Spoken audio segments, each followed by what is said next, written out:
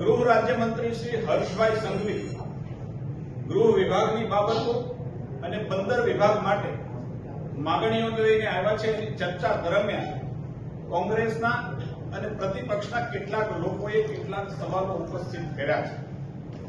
રાજ્યમાં ગુનેગારોને નાથવા માટે રાજ્ય સરકારના પગલાની સામાન્ય સંજોગોની અંદર પણ રાજ્યના લોકોમાં અનેક પ્રકારે સરાહના થાય છે.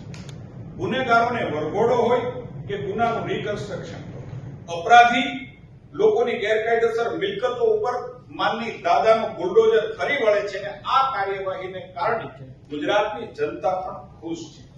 પરંતુ આડકતરી રીતે કેટલાક વકીલો દ્વારા કોર્ટનો સહારો લઈ અને આવી ગૃહ વિભાગની સચોટ કાર્યવાહીને રોકવા માટેના કોંગ્રેસ દ્વારા જે પ્રકારના પ્રયાસો થઈ રહ્યા છે એ વખોડવા લાયક છે, જેના કારણે કોંગ્રેસનું ચરિત્ર આજે જનતામાં ખુલ્લું પડ્યું છે.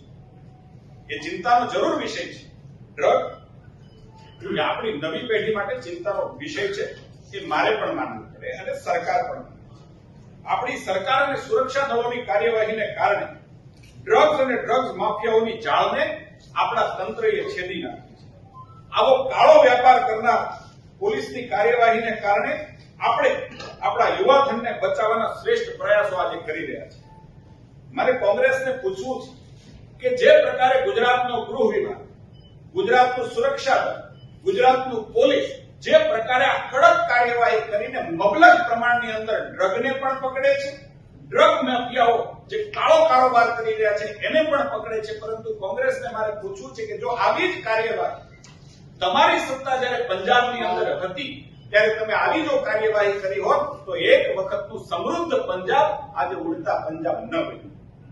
જે પ્રકારે દાદાનું બુલડોઝર ભૂમાફિયાઓ ગેરકાયદેસર રીતે સરકારી જમીન ઉપર કબજો કરી અને જે પ્રકારે ભૂમાફિયાઓ ઉપર આવા લોકોને આઈડેન્ટિફાઈ કરીને દાદાનું બુલડોઝર જે પ્રકારની કાર્યવાહી કરે છે, હું એમ માનું છું કે આવા ભૂમાફિયાઓ હોય, ગુંડાગર્દી કરનારા લોકો હોય, એને ન કોઈ જાત હોય ન કોઈ ધર્મ હોય.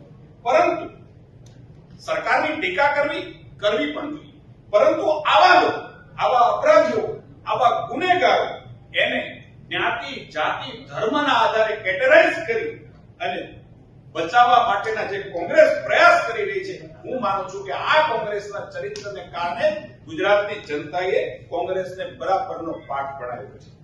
ભ્રષ્ટાચારી અધિકારીની વાત હોય કે લાંચિયા અધિકારીઓની વાત, હું બહુ સ્પષ્ટપણે કરવા માંગુ છું કે ગુજરાત સરકારની આવા લોકો પ્રત્યે ઝીરો ટોલરન્સની નીતિ